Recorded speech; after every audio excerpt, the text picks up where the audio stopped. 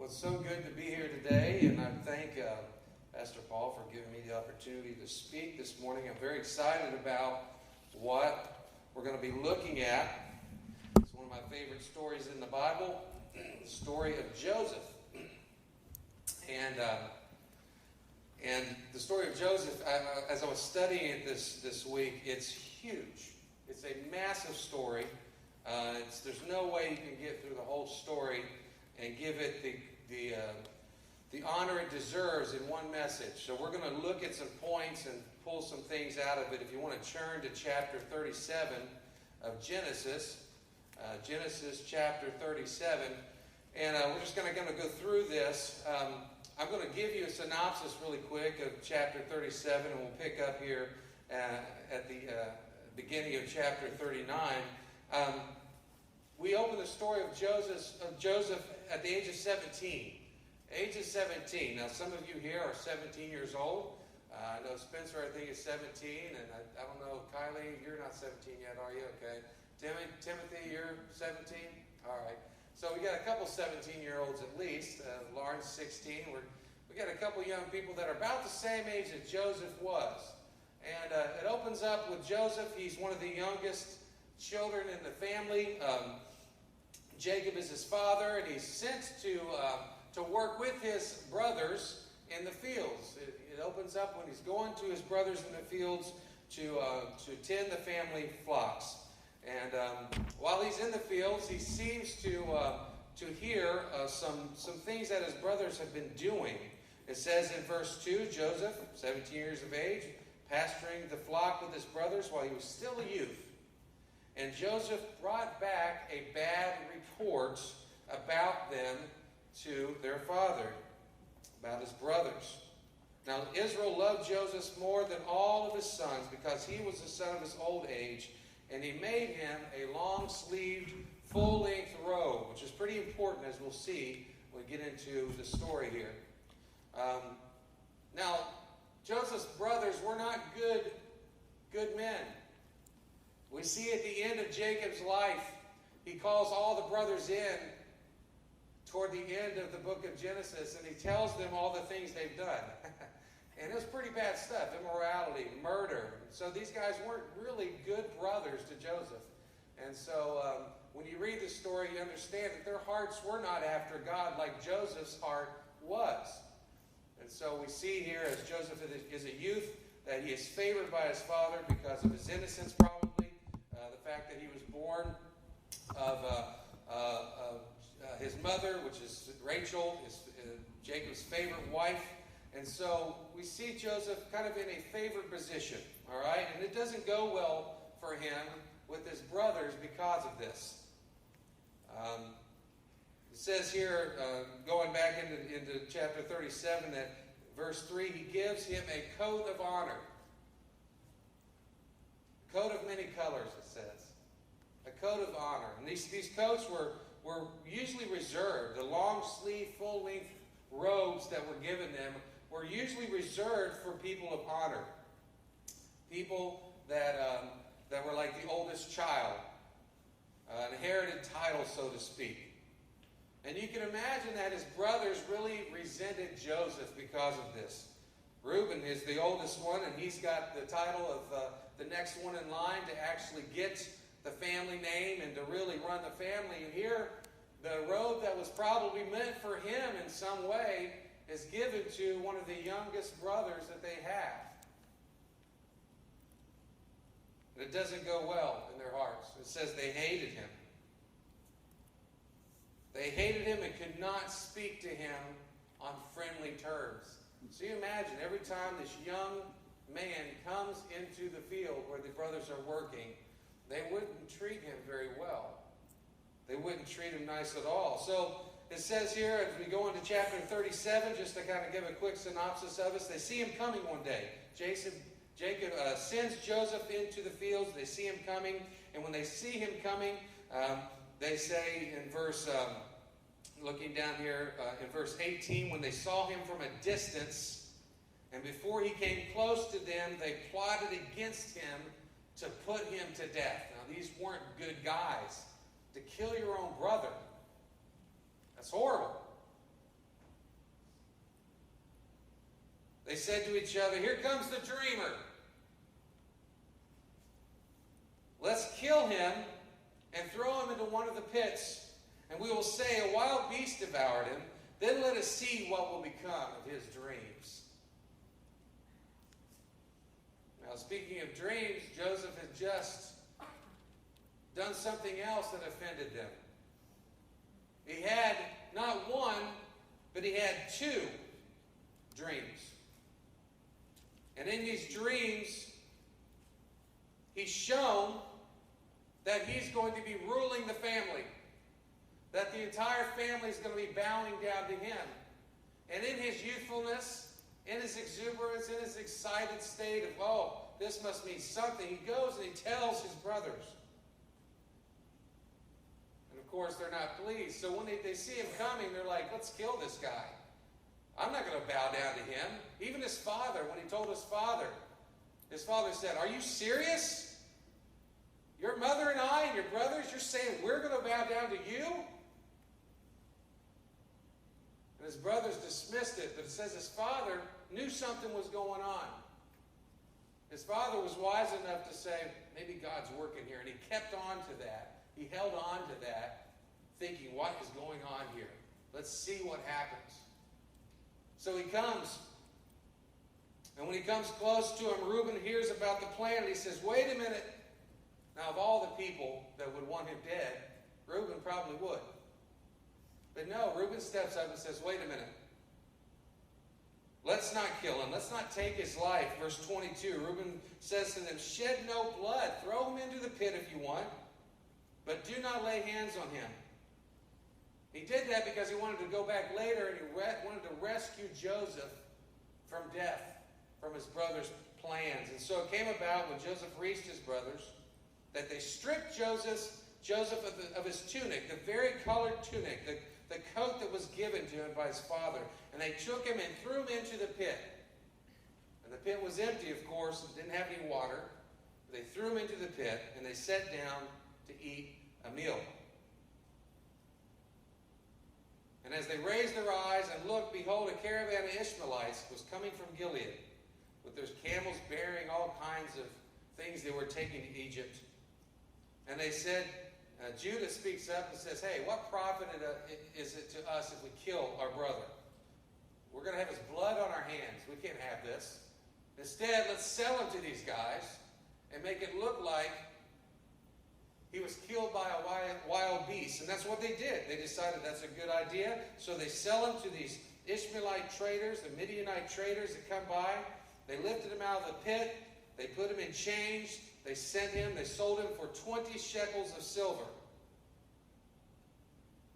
Reuben's gone. He comes back and he sees what's happened. He freaks out. He says, oh, they've killed him. What's going to happen? Where am I going to go? Then they found out that they had sold him, and they took that coat that Jacob had given him, that coat of honor, that coat of inheritance, the coat of blessing, and they tear it up and dip it in animal's blood, and they give it to their father. What an act of treachery this was.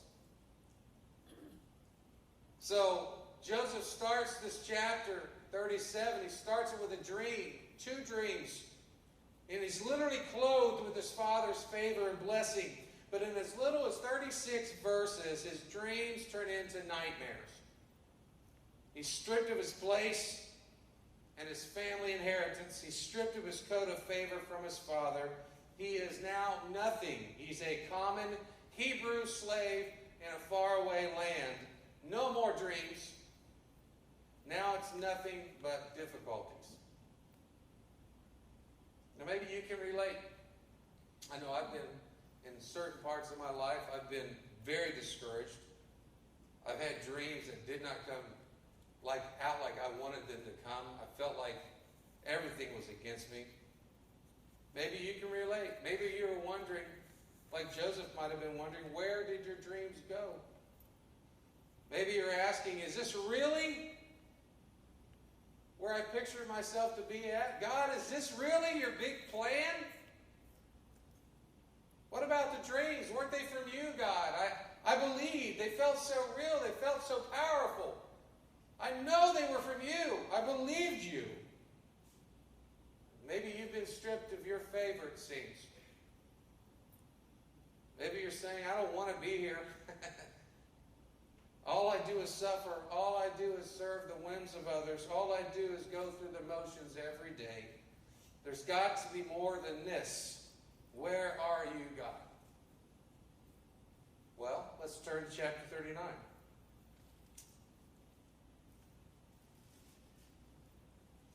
And before we read into chapter 39, I do want to tell you where God was at the end of chapter 37.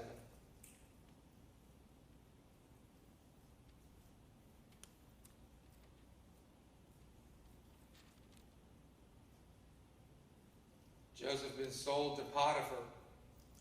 Verse 1 and 39. Joseph been taken down to Egypt, and Potiphar, an Egyptian officer of Pharaoh, the captain of the bodyguard, bought him from the Ishmaelites who had taken him down there. And here's where God is.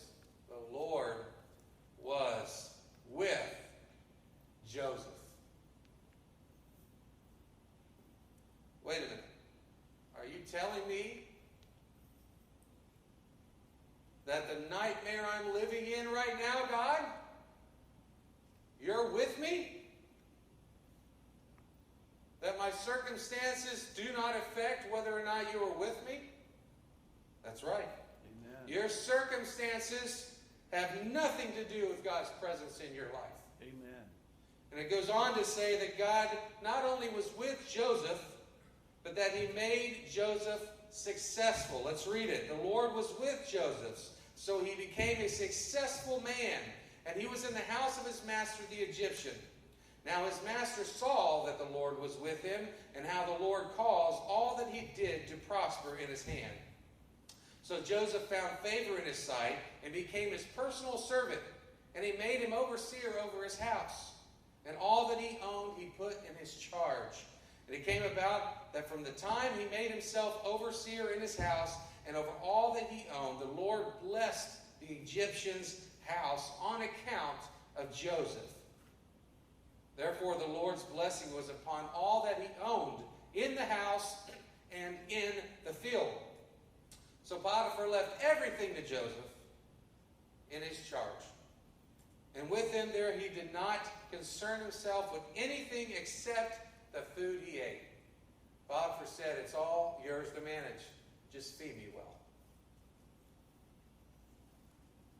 Not only does God say that he's with us in our hardship, but can you imagine what the enemy does to Joseph when he starts to see God blessing his master? Can you imagine God taking you out of your place of favor? Taking you out of your comfort? Stripping you of your robe of inheritance? What you deserve? What you've been given? Taking all of that away from you? Putting you into slavery and then blessing the person who is your master? Talk about rubbing salt in the wound. But Joseph never thought that way. No hint of bitterness is found in this story. Because Joseph had a relationship with God that we're going to see here in a few minutes, that he knew God was with him. He understood that we may not see what's around the next corner, but God does. So God caused him to be successful, so successful that his master gives him everything, a new responsibility, a new robe of responsibility, and a new tunic to wear, so to speak, where he's master of his entire house and all his belongings. And it seems that if one had to be a slave, if one had to be carried away from one's own family, if one had to be put in a place of subservience and position where he was a slave to a master, if one had to be that, then this would be about as good as it gets. And we we start to see that even in the circumstance that God is with us and he starts to change things. And I think Joseph starts to see the blessing that God's giving him. And wouldn't it be great to have it in there? But the missus shows up and ruins everything. Let's read, picking up in verse 7, the end of verse 6 and into verse 7 here in chapter 39.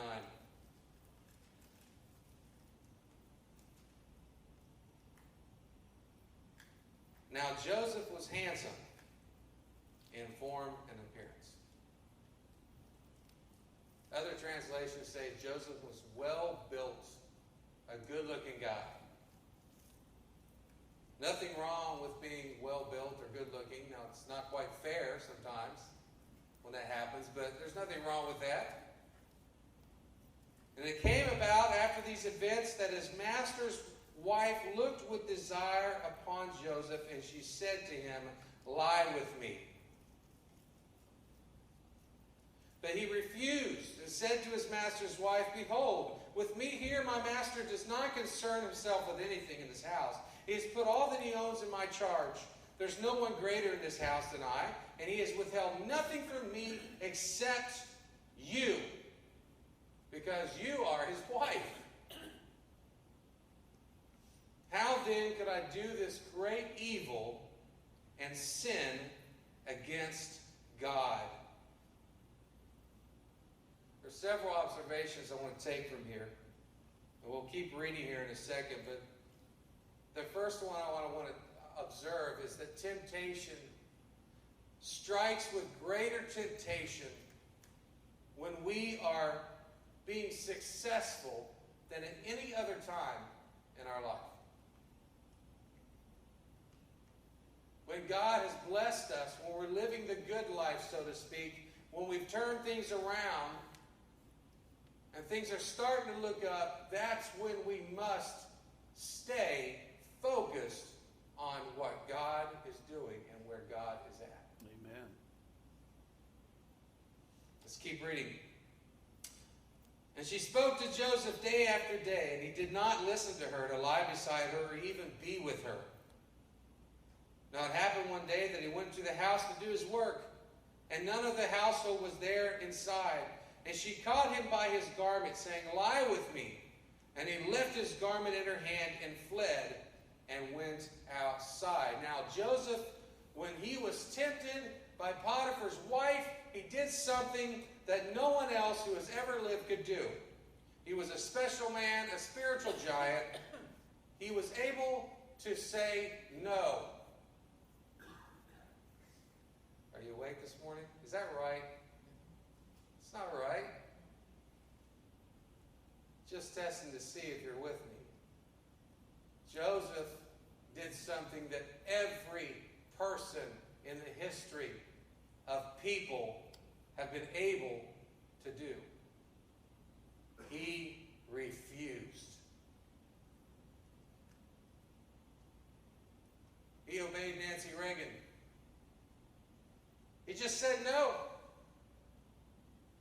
He made up his mind. He said no.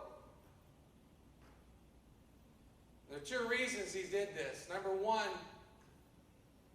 his master gave him control of everything. He did not want to sin against his master. That's a good reason. It's foolish to think that he could have done this and there wouldn't have been consequences in the long run. Just on a physical relationship scale alone, this was an unwise choice. Amen. But the bigger reason, regardless if anyone would have ever been caught, was that he did not want to sin against God. Because he knew something that we often forget in moments of temptation. He knew that God was right there with him. Amen. See, temptation causes us to be stupid. It robs us of our faculties sometimes. It says that we are drawn away by our own strong desires.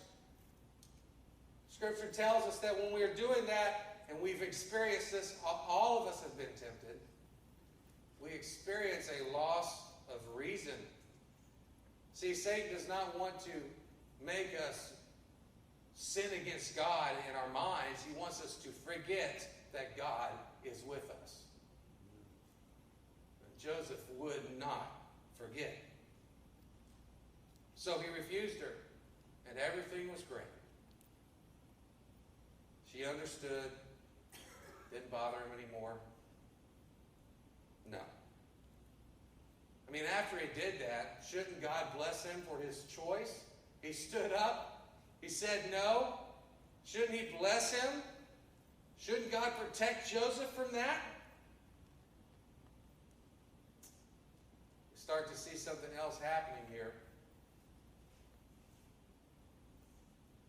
As most stories in the Bible, there's more, another layer to unfold. She didn't quit tempting him. It says here in verse 11 or 10, she says she spoke to Joseph day after day. Daily, she asked him to sleep with him. But he did not listen to her, and he stayed away from her. So one day, it seems like she sent all the servants out. He enters his house to do his work, and she's waiting. She grabs hold of this garment he's been given. Metaphorically, she's grabbing hold of his position, his title, his influence, his good reputation. She grabs hold of it. The enemy wants to grab hold of what you've done. He wants to grab hold of your blessing. He wants to grab hold of what God is doing in your life. And here we see that she does this. And he takes himself out of his tunic, his garment, and he left it with her, and he fled, and he went outside. And when she saw that he had left his garment in her hand and had fled outside, she called to the men of her household and said to them, "See, he has brought in a Hebrew to us," speaking of her husband, "to make sport of us. He came in to lie with me, and I screamed. And when he heard that I raised my voice and screamed, he left his garment beside me, and fled and went outside." And so she left his garment beside her until Potiphar, his master, comes home.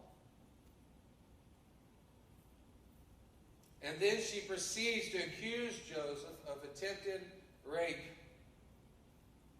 "The Hebrew slave whom you brought to us came into me to make sport of me, and I raised my voice and I screamed. And he left his garment beside me and fled outside." It says, when his master heard the words of his wife, when she spoke to him, saying, "This is what your slave did to me," his anger burned. And so Potiphar took Joseph and put him in jail, the place where the king's prisoners were confined, and he was there in jail. Now, you and I might react a little bit differently to Joseph. I know I might react that way. "God, what are you doing? I'm innocent. God, you understand what's going on? I've lost my family favor. You took my coat of favor from me. You stripped me of all my titles in my family. You bring me to Egypt. And you build me up and you allow me to have more responsibilities. You now allow me to have another tunic and a coat of responsibility and favor in the house of my master. You give me a good name. What are you doing? Here I am stripped again. And now he's in rags. In prison. Where are you, God?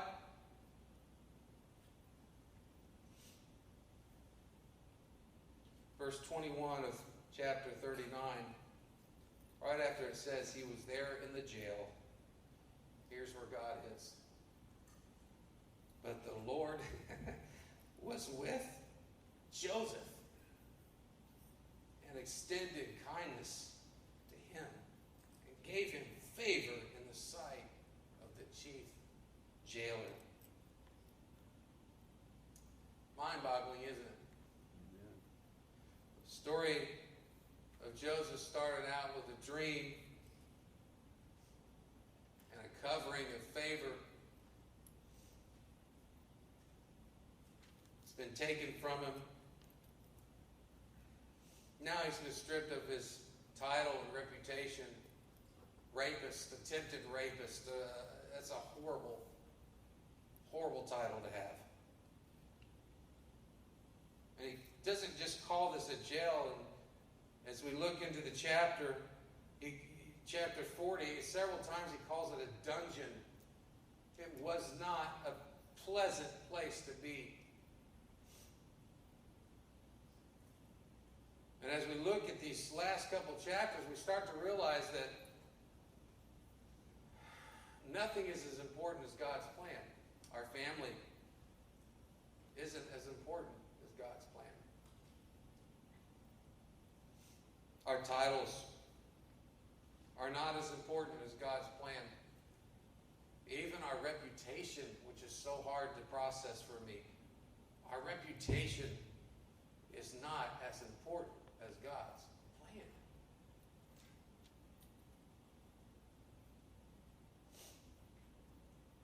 But God was still with them, and God does have a plan. Let's keep reading. Verse 22, now the chief jailer committed to Joseph's charge all the prisoners who were in the jail, so that whatever was done there, he was responsible for it. And the chief jailer did not supervise anything under Joseph's charge, because the Lord was with him. And whatever he did, the Lord made to prosper. We see Potiphar being the recipient of the blessings of God because Joseph was a righteous man. Now we see the jailer being a recipient of the blessings of God because Joseph was a righteous man. When you are in acknowledgement and living in the place where God has you, when you are aware that he is with you, and when you honor him with everything you do, everyone around you will be blessed. Yeah. No matter the circumstance. Because God is bigger than the circumstance. Praise the Lord. God prospers him, and he'll prosper you where he puts you. Let's keep reading. Then it came after these things, the cupbearer and the baker for the king of Egypt offended Pharaoh. Pharaoh was furious with his two officials, the chief cupbearer and the chief baker. So he put them in confinement in the house of the captain of the guard, in the jail, the same place where Joseph was in prison. And the captain of the bodyguard put Joseph in charge of them, and he took care of them. And they were in confinement for some time. So they're here in jail, and both of them have a dream on the same night. And each of them tried to figure out what the interpretation of the dream was. And so Joseph came into them in the morning and observed them. Behold, they were dejected. Verse 7, he asked these Pharaoh's officials who were with him in confinement, why are your faces so sad today? And they said to him, we have had a dream, and there is no one to interpret it. So Joseph said to them, do not interpretations belong to God? Tell it to me, please. So the chief cupbearer told his dream to Joseph and said to him, in my dream, behold, there was a vine in front of me, and on the vine were 3 branches. And as it was budding, the blossoms came out, and its clusters produced ripe grapes. And all of a sudden, Pharaoh's cup is in my hand. So I took the grapes and squeezed them into Pharaoh's cup, and I took the cup and put it into Pharaoh's hand. Because that's what the cupbearer did. That was his job. To give the king his drink. If you look at cupbearers all throughout history, they also tested the wine to make sure it wasn't poisoned before they gave the king their drink. And so Joseph said, well, here's your interpretation. The 3 branches are 3 days. Within 3 more days, Pharaoh will lift up your head and restore you to your office, and you will put Pharaoh's cup into his hand, according to your former custom when you were his cupbearer. I love this verse here. This is where the humanity of Joseph comes out. When you do this, keep me in mind. When it goes well with you, remember me. Please do me a kindness by mentioning me to Pharaoh and get me out of this house. For I was in fact kidnapped from the land of the Hebrews, and even here I have done nothing that they should have put me into the dungeon. The other guy speaks up. Well, the cupbearer got his dream interpreted. He says, I have a dream too. He said, I saw in my dream there are 3 baskets of white bread on my head. And in the top basket there were some of all sorts of baked food for Pharaoh, and the birds were eating them out of the basket on my head. I can't figure out what this means. What does it mean? And Joseph says this. And this is where Joseph is not shying away from bad news at all. He interprets it as God interprets it for him. He says this. He says, the 3 baskets are also 3 days. Within 3 more days, Pharaoh will lift up your head from you and will hang you on a tree, and the birds will eat your flesh. Wow. And sure enough, when it came on the 3rd day, which was Pharaoh's birthday, he made a feast for all of his servants, and he lifted up the head of the chief cupbearer and the head of the chief baker among his servants. He restored the chief cupbearer to his office, and he put the cup into Pharaoh's hand, but he hanged the chief baker, just as Joseph had interpreted to them. For the first time, put yourself in Joseph's rags. For the first time, there's a glimmer of hope. There seems to be a way out. It's not about what you know, but it's about who you know, right? He had come into contact with somebody who was literally the right-hand man to Pharaoh, who gave Pharaoh his drink. And he interprets good things for the cupbearer. So he asks for a favor. Simple enough, right? Please, Mr. Cupbearer, tell the Pharaoh about the man in the dungeon that correctly interpreted your dream. Put in a good word for me. You owe me. Finally, God is doing something in this darkness. God, I think I can see what you're up to. Joseph has got to be hopeful here. Wouldn't you be hopeful? God had just moved in a mighty way. Here you are, stripped of your family favor, stripped of your title, stripped of your reputation.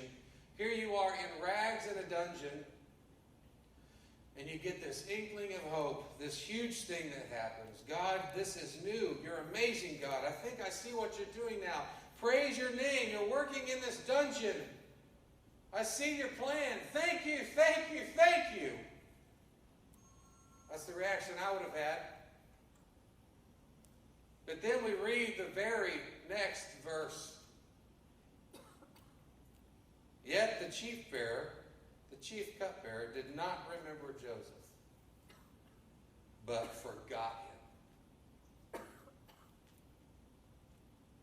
Are you kidding me? It's only been 3 days. How can anyone forget something so life-changing? Your life has been saved. This is momentous. God has been generous to you, Mr. Cupbearer. 3 days, and you forget all about me? What kind of cruel joke is this? Surely he'll remember tomorrow. Nothing. Jailer, is there any word from Pharaoh? From the palace? Nothing. A week passes. A month goes by. 6 months come and go. Nothing. I don't know that I would have kept going. I don't know that I would have the fortitude to keep trusting God. I'm just being honest with you. That's the most debilitating blow I think a man could receive. A loss of hope. Circumstances point to a brick wall. There's no way out. Chapter 41, verse 1 tells us how long Joseph waited. Now it happened at the end of 2 full years. Pharaoh had a dream.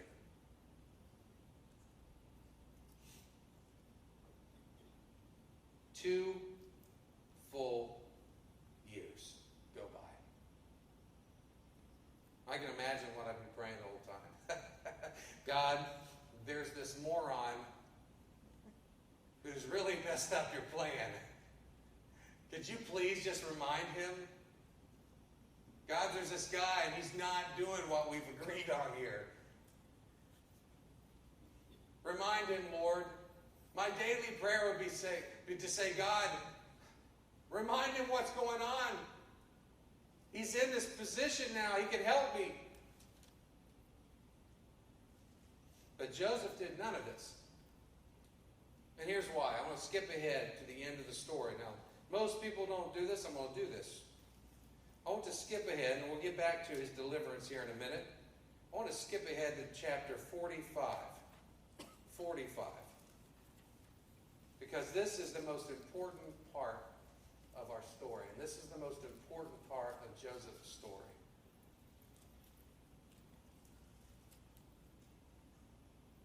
Chapter 45, verses 5 through 8 says this to his brothers when they find out who he is finally. Yes, he does bring his family back into the picture. Yes, there is a reckoning. His brothers see what they've done and they repent. They can't believe that he's still alive. Joseph says to them, don't be grieved or angry with yourselves because you sold me here, for God sent me here to preserve life. For the famine has been in the land these 2 years. And there's still 5 more years to go of famine. God sent me before you to preserve for you a remnant in the earth and to keep you alive by a great deliverance. Now, therefore, it was not you who sent me here, but God.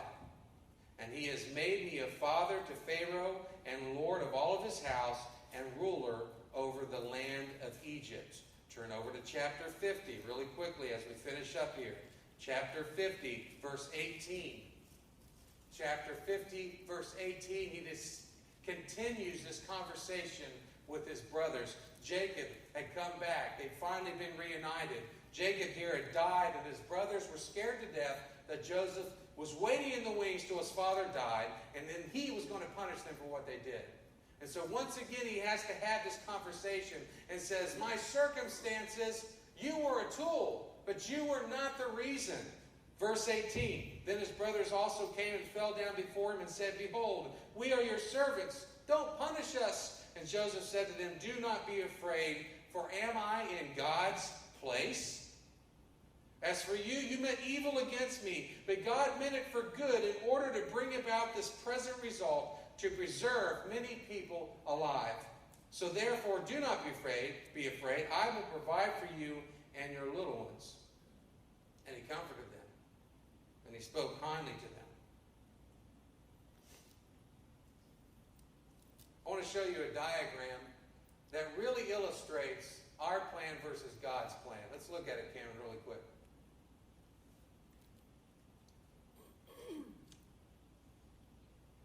The top, of course, is what we think our dream is going to turn out to be.